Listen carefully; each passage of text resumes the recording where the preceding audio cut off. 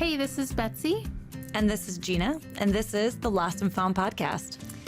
Our podcast is really a labor of love, and it came about a couple years ago when we recognized that we have some incredibly interesting, passionate entrepreneurs. We're making this for you guys. If you're listening, we've made this for you because it's created for our alumni community. These are small business owners and entrepreneurs.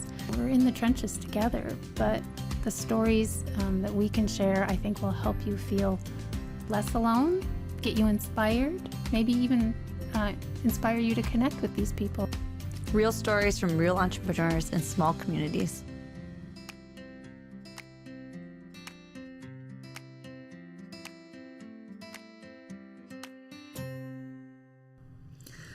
All right. Well, welcome to the Lost and Found podcast. We have some celebrity guests here today. At least in our world, they're celebrities.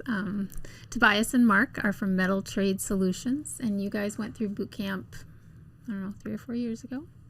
Yep. Which is how we got to know you. You've been in our podcast before. Your story is so incredibly unique because of the dynamic of two friends starting a business, starting out right away out of school, your ability to figure out what you're both good at and figure out how to build a business around your two kind of sets of capabilities. You just have a lot that you've been able to figure out, and it's inspiring. And you also you really know who you are. You know what you're good at, and you're starting to really understand where that fits in the market. So you have a lot of wisdom, is my point. So I'd like to tap into your wisdom because I know there's a lot of other businesses that have been at some of the places you've been at in the last 6 years. And so that's my goal, is to pull that out of you today as the youngest, wisest people we know. Well, thank you. Yeah. That's a pretty bold statement. I don't know. Yeah, so if you wouldn't mind, just take a minute though and just give us a little snapshot of where the business is at, Metal Trade Solutions, and kind of this moment in time. What does it look like at the business? Yeah, so between now and last time, I think we've added 5 employees. We may have had 1 or 2 people working for us last time we talked, but now there's 5 people that work with us on our team. Yeah, so. It's still recognizable a little bit, but very different. Yep. So the evolution has been constant. I think every week there's something new. So if I'm gone for a week, or if Tobias is gone for a week, we come back and holy cow, all these changes have been made. I switched the system. Yes. These papers are now over here. You have to fill this out every time you do XYZ. Yes. So that's continually changed. The processes around the business, the people, what else? We've added some more equipment.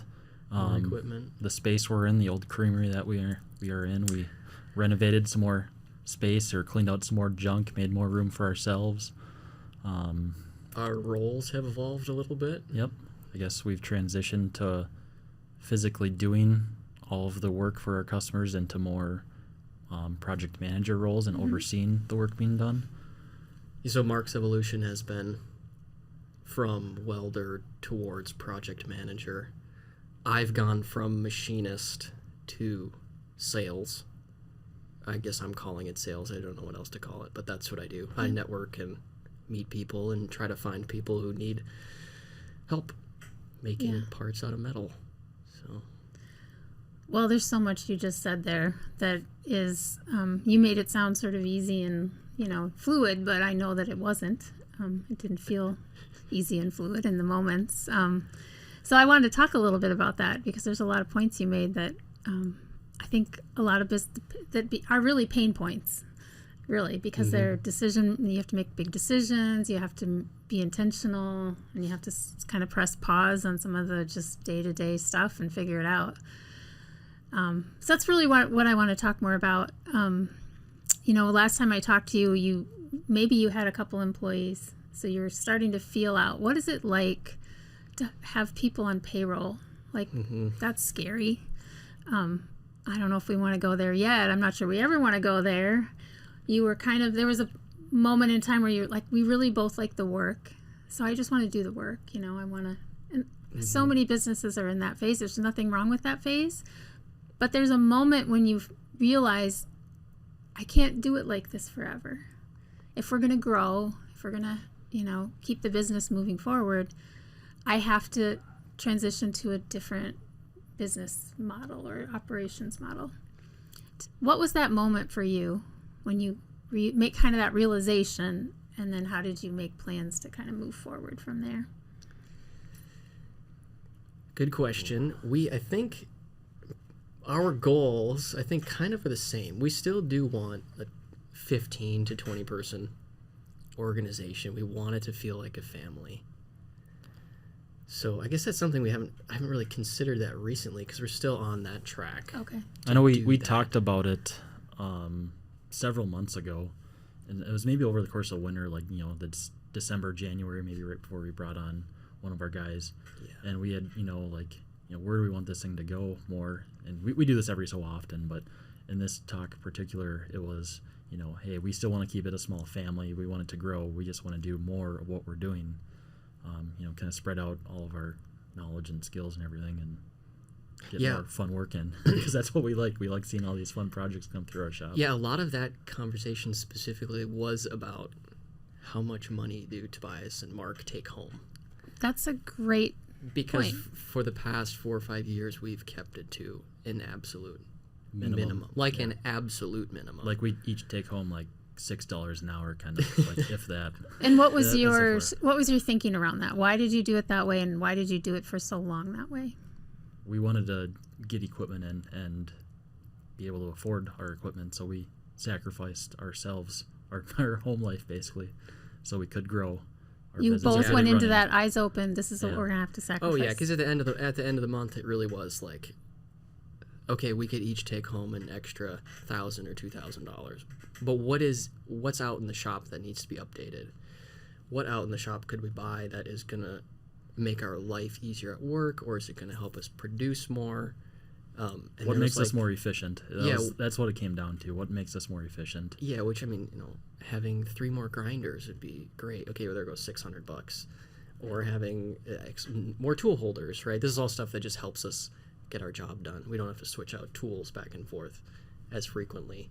And we basically just did that ROI calculation every month, and we came to the same conclusion. Like, just leave the money at MTS, get more stuff, and next month we'll be able to process more work.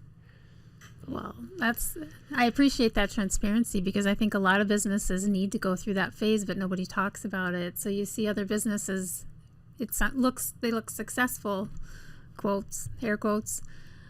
You assume that means they're taking home all this money. Oh yes. Oh yeah, no. Oh, because and they're not. They're doing what you did, which is, make the sacrifices early.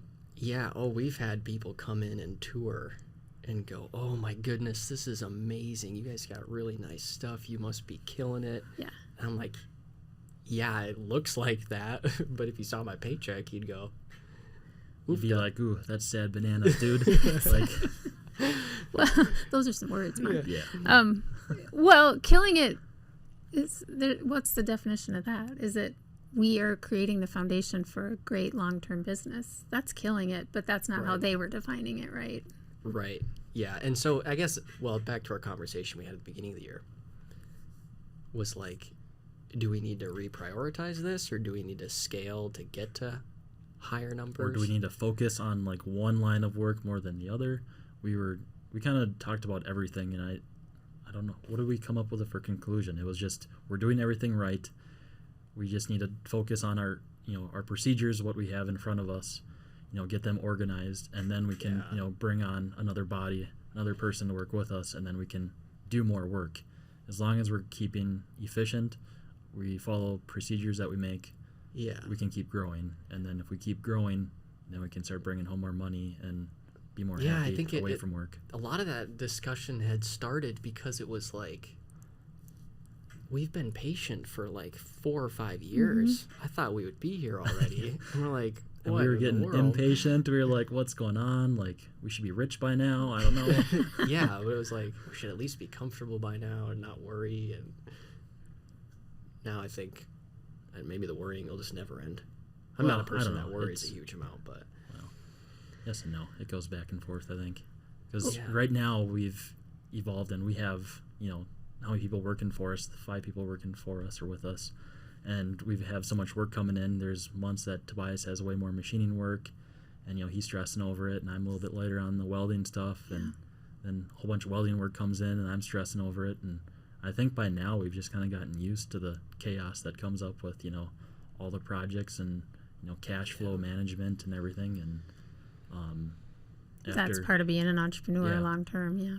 So you kind of get used to the chaos really, and then evolve from there. Yeah. Well, there's been moments in time when I've talked to you guys where you've been painfully busy, like you said, sweating it out, busy. So you're working long hours, and now knowing that you're not taking home a huge amount of money, that's a lot. And I'm curious about that moment in time when you said, we need help. I can't live like this because I'm working all the time. But I also know I can't just bring somebody on and expect them to plug in because we don't have a process. Yeah. And you have to invest in process, which seems completely overwhelming because at that moment, all you can do is weld or fabricate. Yes. So tell us about that moment and how you were able to rethink your time commitment and build processes so that you could add employees. I like this. We'll go in from the tendencies of myself are to put that work aside. It's probably Thursday. The deadline is Friday.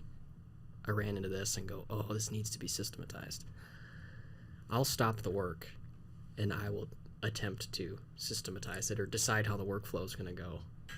Mark does the opposite. Oh yeah, I am always customer oriented. I'm we got to get this done. We're getting it done. I don't care what happened, and it just gets done.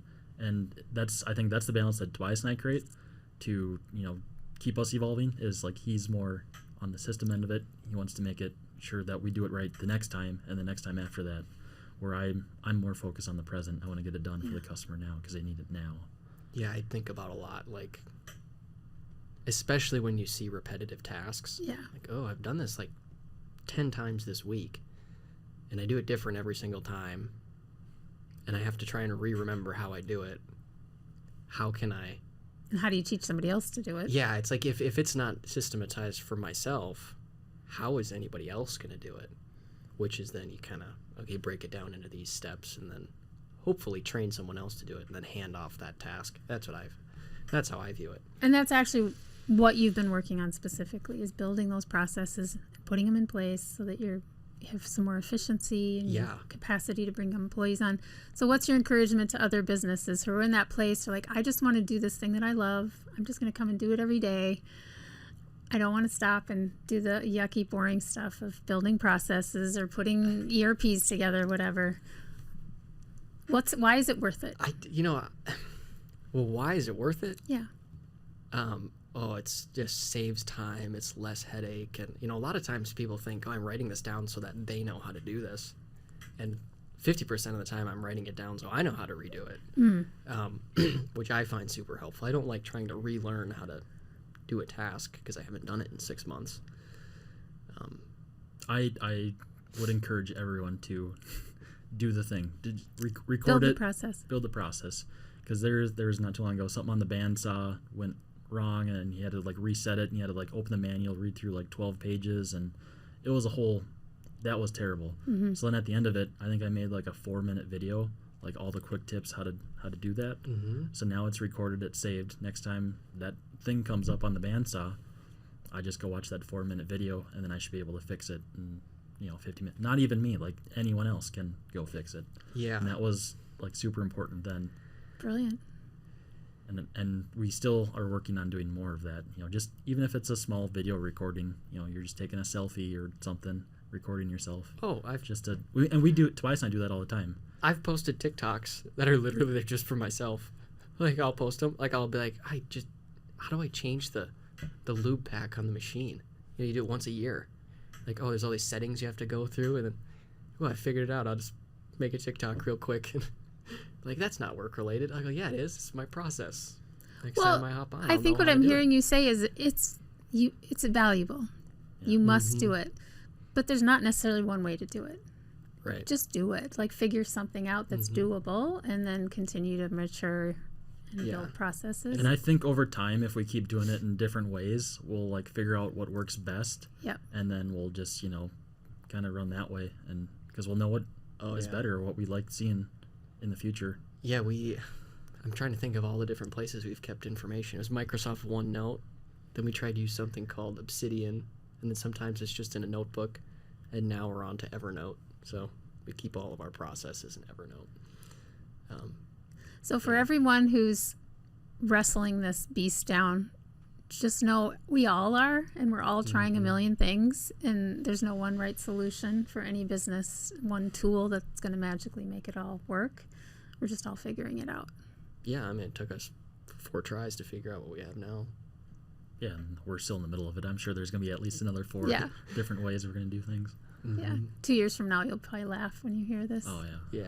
explanation of your process. Yeah, but back to when to spend time on processes. If MTS was just Tobias, there'd be lots of process and no work done. And if it was all Mark, there'd be 0 processes, but stuff would be getting done. I don't know about 0 process. That's kind of...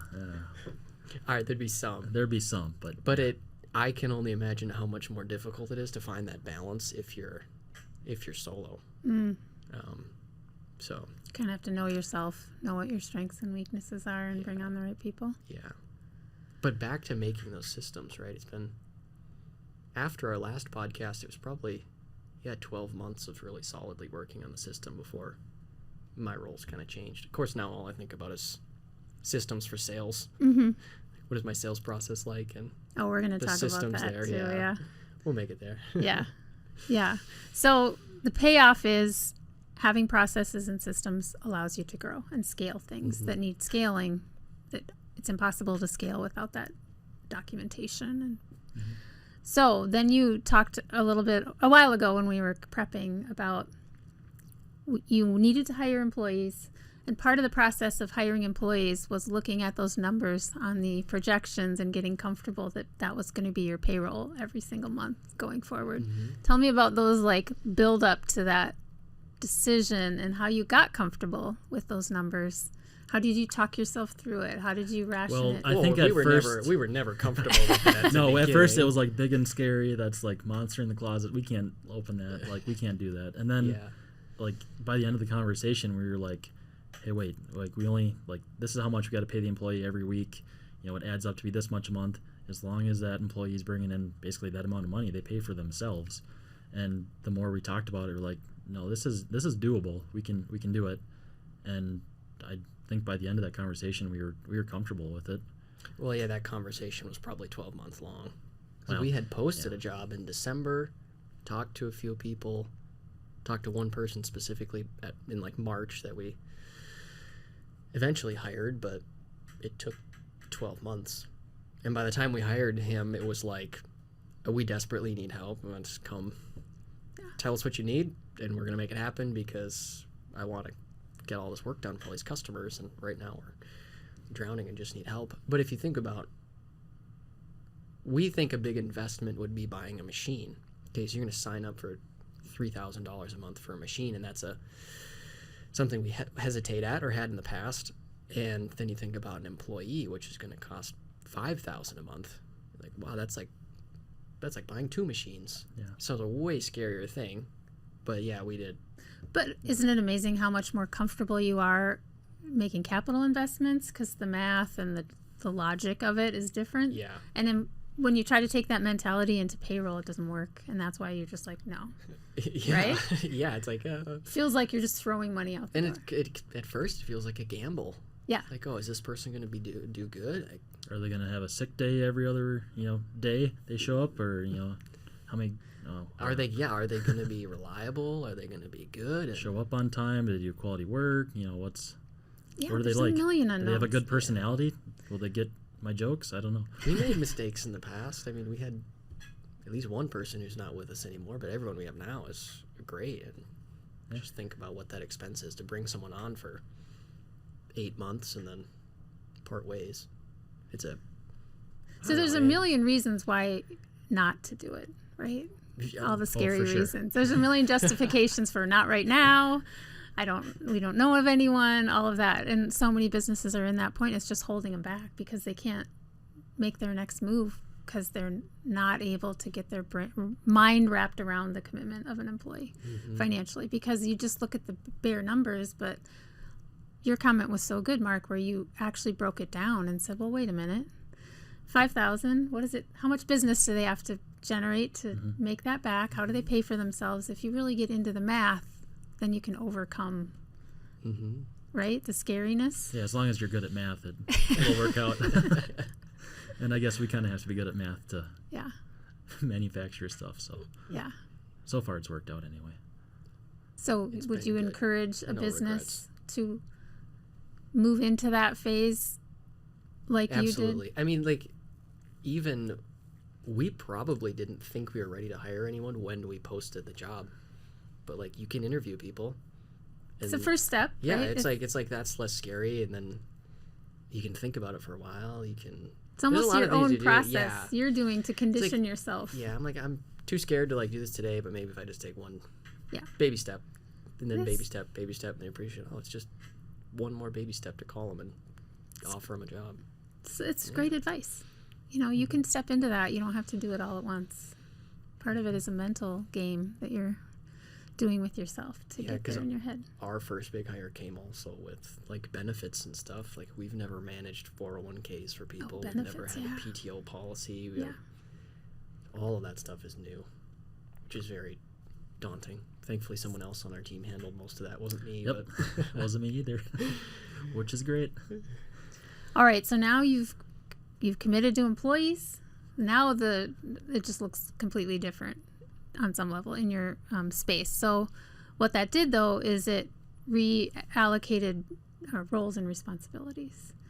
And so how did you guys make decisions about how that should change your roles and responsibilities, or did it just have to happen how it happened? And were you able to benefit from that change? The change in roles and responsibilities was just pretty natural, I think. There's no like specific decision to make. I mean, we thought about it, like, so for example, when we hired our full-time machinist, it was like, I'm going to hand off 80% of my responsibilities on the manufacturing side. Well, one person, me, was doing that work before. Now it's going to be someone else. Yeah. Well, I'm not just going to sit on my bum all day. I'm going to go out and try to sell more stuff, because now we have twice the capacity. So I guess that's how my role changed. Did you see it that way when we first hired? I think so. There was a fair bit of time that first month or two where you guys were kind of working side by side. There's like a transition period where you bring someone new and you kind of got to teach them, what's going on, how we do stuff, or, and that's something we're still working on too, is just like training someone else in. If they come in, someone new comes into our shop, they don't understand our mindset and how we do things. And I think that's something we still have to work on as we evolve here. But that was a huge challenge. So you didn't see like significant change right away the first couple months, but I think after that you could definitely tell, like, the guy that took over doing all the machining for Tobias, well, he was caught up like instantly. Well, he doesn't have to do like all the sales. He doesn't have to order material. He doesn't have to order tooling. How are you working so So fast? much So it's better like than Tobias was. he was like doing all this work that Tobias, like, he'd do like 3 weeks of Tobias's work in 1 week if it was all machining work. And I was like, oh, this guy's great. Yeah. I was jealous of him the whole time. Like, you get to focus and just like make cool parts, versus I was taking phone calls and calling the accountant and calling the bank and doing this and answering questions for everyone else. And was there a moment in that where you're like, what am I doing? Why did I trade out the thing I love to do and I'm on the phone all day with bankers? Did you question your... No, I took it like day by day, Okay. week by week at the most. It was like, what's he doing for the week? What am I doing for the week? Okay, let's just make it to Friday. But it makes sense to me because you love the challenge of those new, like, pushing yourself into new things. And you do too, but it's just on a different end of the business. So that leads me to what I see as a dramatic change in responsibilities. And a lot of businesses get to this place where they've been so busy up until that point that they haven't had to do sales. Like, Right. when you guys were, that's where you were. You're like, we're booked. We don't need to do sales because we don't have capacity for any more work. Is that right? So you were just relaxing into that, and then all this other stuff started to build, and now with employees, you're like, oh my gosh, I guess we're going to need more work than we actually have booked. So who's going to get out there and actually sell? And selling is like, so many people can't do it, won't do it, feel completely uncomfortable doing it. How did you move into sales? Well, like Mark said, it was when I handed off my responsibilities, it was 50% of my day was training or teaching, and then the other half I had to like think about sales, which at first it was literally just thinking. Like it took him a few weeks before he like actually dived in and like did a call or an email. But I think Tobias always been really good about connecting with people on LinkedIn, messaging that way. So I think to like jump into like doing cold calls or emails, it wasn't that big of a deal. He overthought it most of the time. See, I always use it. Well, in the past, I always used to read an article or whatever and hear about somebody doing something cool, and I was, they're in LinkedIn. I'd go, I read this article about you and what you're doing is really cool. Just want to follow along. Let's connect. I used to do that all the time, just because I liked doing it, with no intent of sales. But then all of a sudden, when I was like, I need to sell something, I was like, well, this is kind of the same thing. It's just maybe a little more follow-up on the other end. So it fits your skill sets. It's just a different way to use them. Yeah. Yeah. A little modification of what I like to do naturally. But then it still felt really unnatural. So it almost felt like manipulative. Like, hey, well, it's a new skill. Yeah. Like any new skill, there's an adjustment. You learn it and you get more comfortable with it. Well, and it sounds like in that process of doing the uncomfortable cold calls and things and getting into the sales mode, you've gained some insights about your brand, your marketing. Mm-hmm. Tell me about that. How is that? And I say that because what an amazing benefit of putting yourself in that uncomfortable situation is all of a sudden having insights that you maybe never would have had if you weren't actually trying to sell things, to your customers. Just right off the top of my head, like the biggest thing that has surprised me is, because we used to do this kind of thing, teach about, well, who's your ideal customer and who do you actually have to contact at that company. And I'm really good at networking with other machine shops. So I know a lot of other machine shops, but are they my customer? Like, there's a good Instagram community for machinists and friends with lots of them. And you'd think, my Instagram page is doing good or whatever. It's like, but your audience isn't correct. Like, so who I'm talking to, who I'm speaking to has changed. And like, because you used to make even LinkedIn posts or Instagram posts about like, we just redid the shipping area in the shop and we can process packages way faster. Well, maybe my customer actually doesn't really care too much about that. That's like a pretty niche specific thing, as opposed to thinking, what does my customer actually want?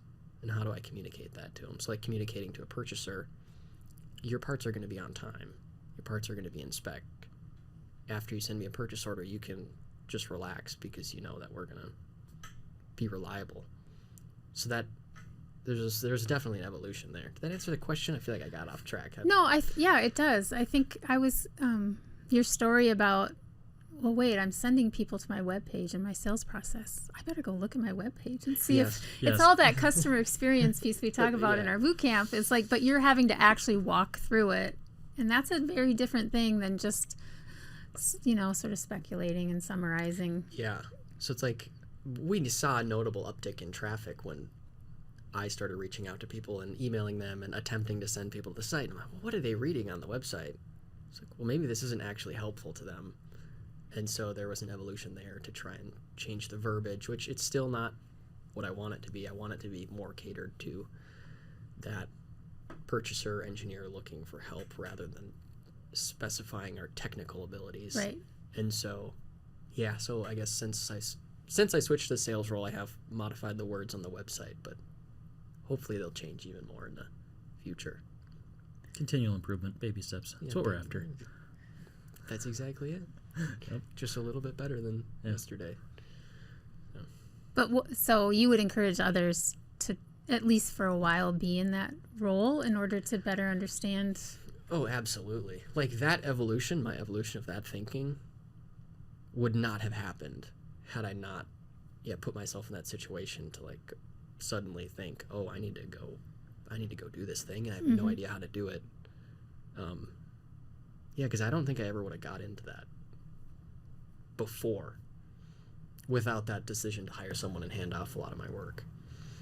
Yeah, because you would have been busy doing the work most of the time, and then Right. it took that, I guess I'll call it free time, or your free time to realize this is what people are seeing when they come search our website or look at us, and then to just review that and put us closer to what we want people to see. Yeah.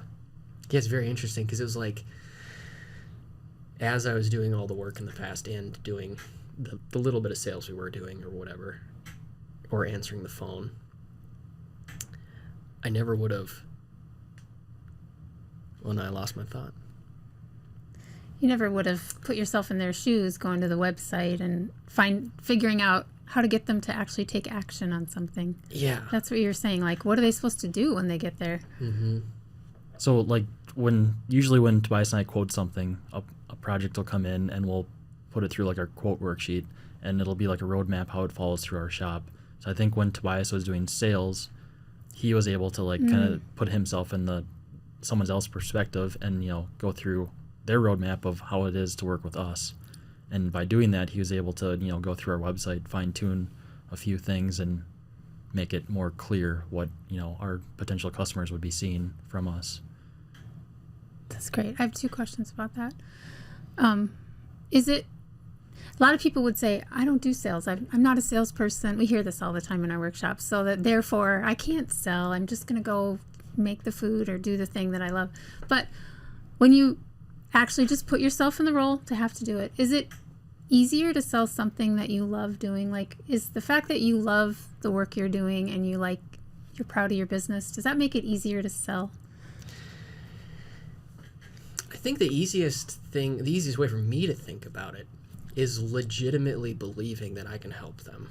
There you go. So, like, because a lot of places, don't think outside the box. They don't think outsourcing is an option, or they don't think this. And it's like, from the outside, I can get a tour of your facility and go, oh, we can make you a lot more money if you hand that work off to us, which initially doesn't make sense to them.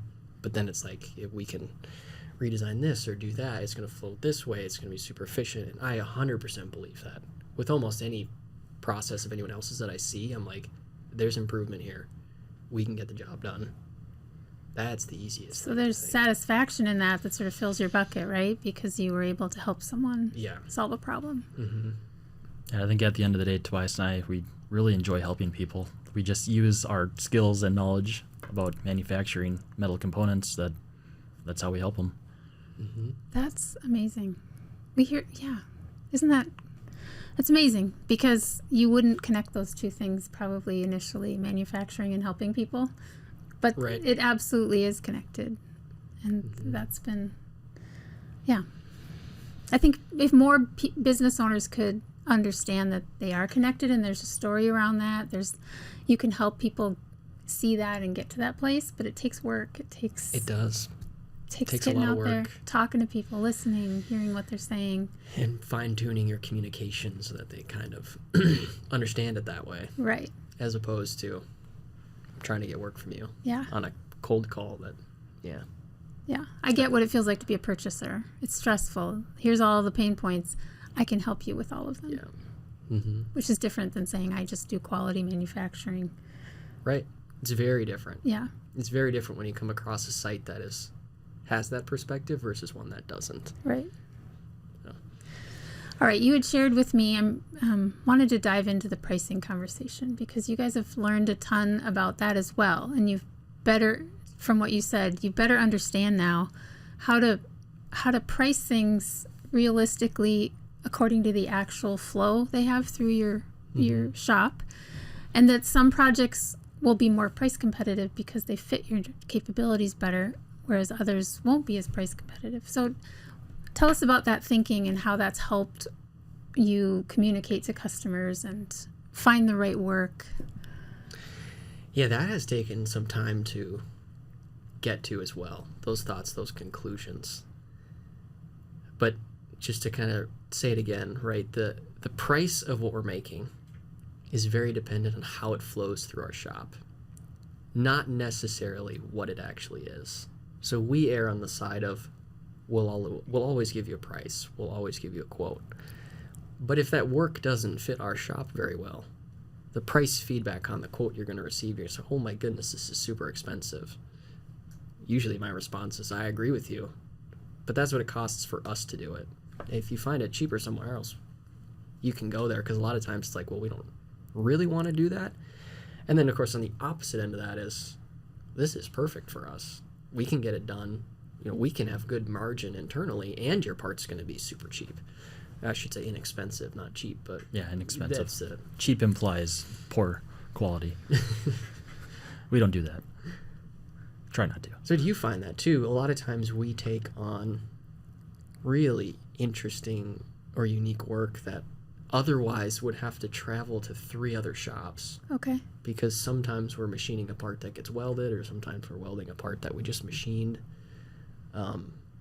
And Or other even things like that. in like some of the bigger weldments that I end up, helping with, bigger places, they would have, like the saw in one area, then all the material had to travel through, their big facility over to like the plasma cutter area, and then it would get over to the weld bay, and it travels, makes a big circle around their facility. And in our shop, it's small enough where, it's a couple of people working on it, and then, it saves way more time just to have it all in one place, and we usually focus one project at a time. I mean, it works for now on the stuff we do, but as we grow, it might change. Right. So what's your encouragement to young businesses trying to figure out pricing? Stay honest. Just be very fair about your prices. Be open. Yeah, see, we sometimes, and you can't, I don't think it's important that you don't ever get mad at the customer for giving you their specific feedback. Yeah. Which I think maybe I used to do. Never expressed that to the customer, but I'd always hang up the phone with them, run over to Mark's office. Can you believe so-and-so said this? And there's something else interesting here where, like, a lot of times when they come back with that price feedback, you feel like you're being treated like a commodity.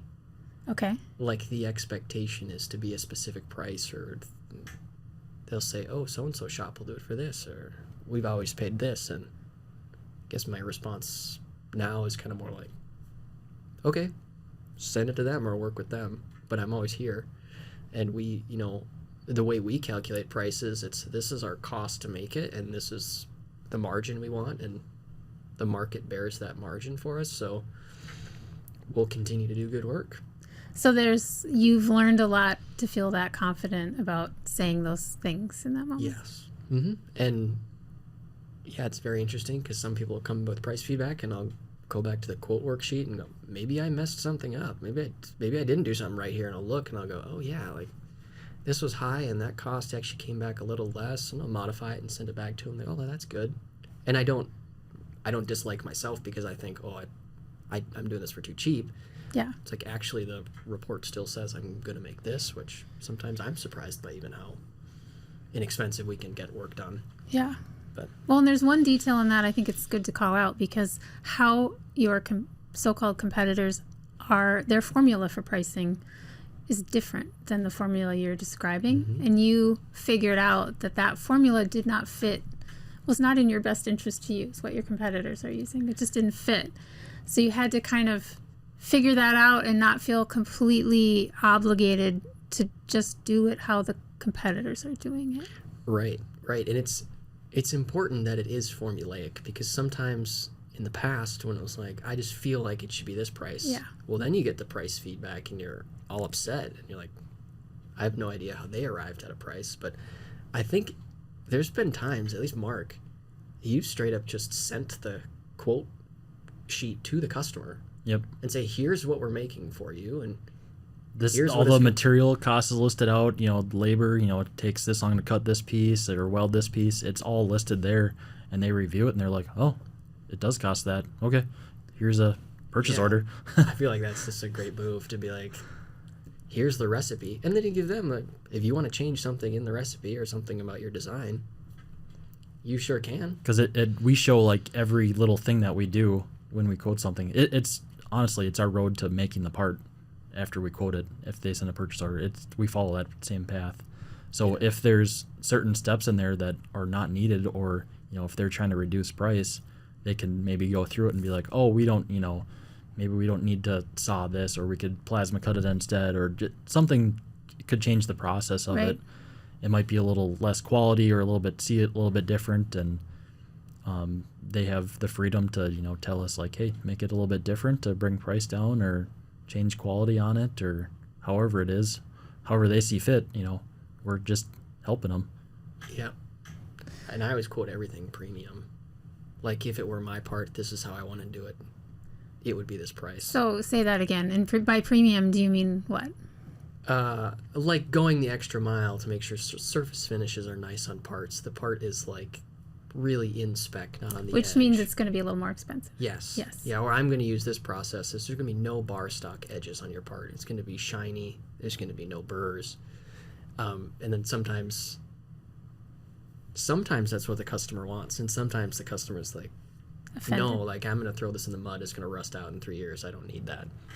Oh, okay. Well, then I guess I can change the quote down to this price. I love that. You start high, basically. Yeah. Start Yeah, high. it works out. It works out good. That's good. It's a bold move, but I love how your pricing is based on what your business needs to be successful rather than a constant scanning of the competitors and understanding this is how much we can charge because 3 of our competitors are charging that. And I know there's always some of that. You have to understand the landscape, but that's a shift in thinking a lot of people can't make. Yeah, it was difficult. I mean, and the Excel worksheet we use to quote now has taken 18 months to develop and hundreds of hours, like hundreds. It works. It's very refined. But we came to that conclusion and that thinking through the process of building that worksheet, and Which was also an exercise in taking the deep dive into what does it take to be efficient and financially successful. yes. So many people don't want to, it's a scary dive. So, Yeah, well, it's all part of the same mission, but it's just like all these little Yeah. pieces. yeah, So many of And them that have to it's work together. not done overnight either. no. Well, that leads me to I have a couple of questions. So, of all the hard things you've explained, was there a shortcut to any of them that you could have taken or wished you'd taken? I don't think so. That's a really good question. Did you miss a shortcut along the way? Did you Maybe wish we you'd did. We probably did. I don't know.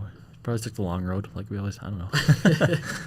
The long road is the only road. I'm trying to think if there's any legitimate shortcuts. No, I don't think so. You gotta put in the work.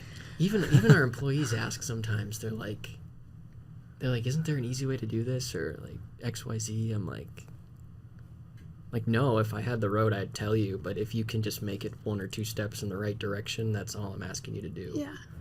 So it's Well, I think that's my bias. Just from watching companies like yours, there's no shortcuts to getting it right and getting it right for you particularly. So I think that was the encouragement I wanted people to hear from you is that you got to get in the trenches and you got to do the hard work and it's painful, but there's rewards at the end. And don't try to tell yourself there was a shortcut somewhere and you missed it, or everybody else knows how to do this and I just don't know and someone should tell me, because that's really not how it is, right? right. There wasn't anyone waiting in the wings to say, okay, let me just tell Tobias how to really do this or how to. That wouldn't have worked. Oh, I've toured several other shops. You can get ideas. I've gone and seen a lot of people's journeys to where their shop is at, and I've never left a different shop and thought, oh, I wish I had their story.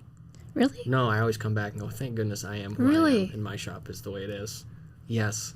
That's a great insight, and that's a good encouragement for everyone to get out and see what everyone else is doing to understand if someone's got a better idea, or Yeah. but then probably feeling good that no, I don't want to be on the other side. I don't want to be them. I want to be me. Affirmations. Nice. Well, so choosing to be an entrepreneur means you're choosing a difficult road and a difficult lifestyle, but you go into it with your eyes wide open. And what would you say to a young entrepreneur making that choice? How would you mentally prepare them for the road ahead? Ooh, good luck, buddy. Oh, and that's actually kind of what I was thinking. Like, it's an experience, no doubt. It's difficult. It's be ready to work your tail off, but so far it's worth it. Mm-hmm. What's worth it about it? I guess it's time freedom for sure. That's the biggest pro that you can see from the outside is deciding last Monday that I was going to take the rest of the week off. Like 4 p.m. Monday, I was like, I'm not going to come to work for the next 4 days. I went on a little trip. Nice. You could never do that if you. Well, and you love the work else. too. I mean, I've heard you guys talk about you want to change manufacturing, you want to be different. Yeah. There's a certain love for the actual craft of what you do. I think just the freedom to follow and do the projects that we want to do, because there's so many cool projects that come through our shop, and we get to see them all firsthand. We get to help create them. There's no one above us telling us like, hey, do it this way. There you go. We're our own boss. We get to do it how we want to do it. Right. That's where we get to use our creativity and just bring it to life. Say your why one more time. We didn't really start with it. So. Yeah, it's okay. So we believe that creativity belongs in manufacturing.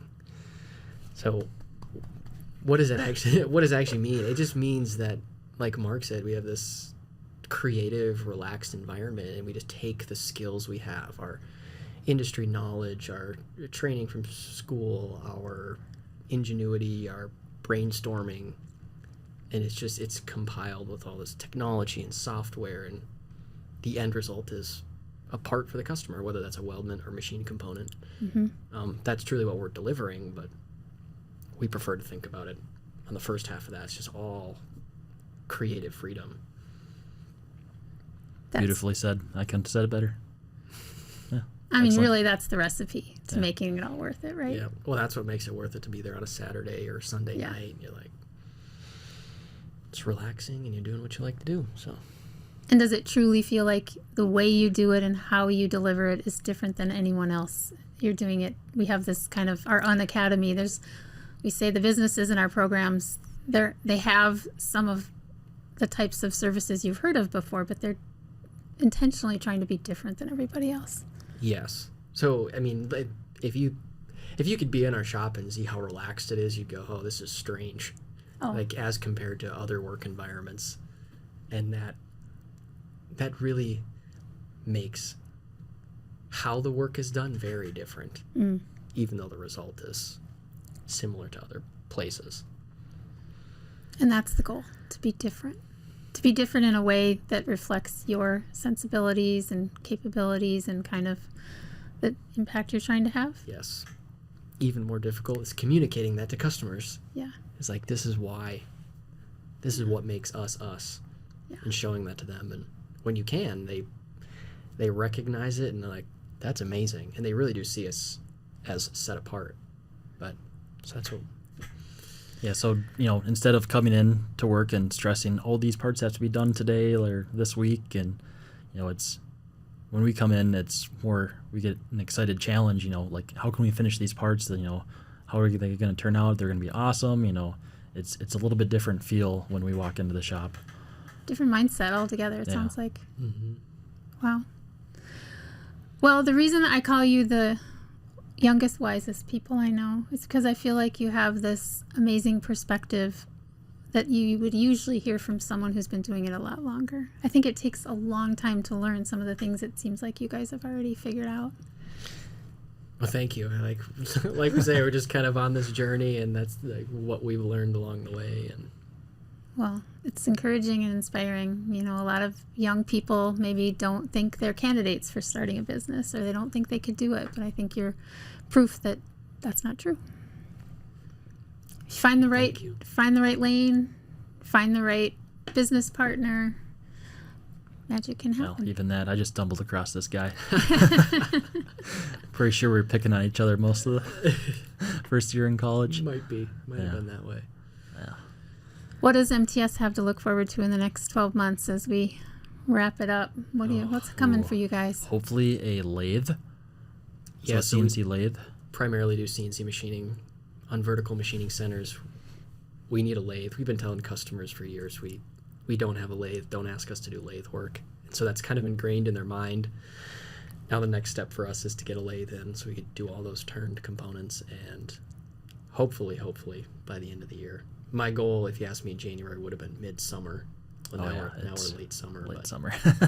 But that's been delayed by other projects that have gone very well throughout this year. So yeah, we're still, I mean, it's a learning process. You know, we continue to learn as we go along, and we're still building our cash flow and, you know, how to manage employees. So, I mean, all of our goals that we started the year with, they've changed slightly over the course of the year, but I mean, our goals are still the same, and we've accomplished a lot this year. And I think in the next 12 months, it's going to continue to grow and change a lot more, and it'll just be awesome.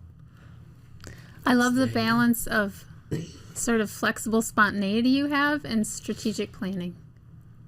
Like you have both sides of that. Mm-hmm. Feels like great I'd combination. say that's an accurate judgment. That's how it feels a lot. Yeah, and you know, if something doesn't go to plan, if we don't meet a goal, we just kind of roll with it and we continue on, and it seems like it almost works out for the better. Like if there was something that we wanted, we didn't accomplish that goal, you know, some reason it didn't happen, and you know, you make it past that goal date and we're like, oh, well, maybe that was okay, that didn't happen right now. We're able to focus on this other stuff, and you know, I think we're just overall better for, you know, being where we're at. It's true. Man. Well, thank you guys for coming and sharing all that and sharing your story and being part of our community. You guys were believers from the early days of getting our programming off the ground, and I really appreciate that. You've been to a lot of our events. You've been contributing to our community for years, so thank you for that. Thank you. Yeah, thank you. Yeah. You've been helping us grow so much, so we'll plan to check in again on this level in maybe a year and see what more wisdom you have to bring to the table. yeah, probably not that much more wisdom, but you can check in again. Okay, we'll give it a go. All right, thanks you guys. Thank you. Thank you.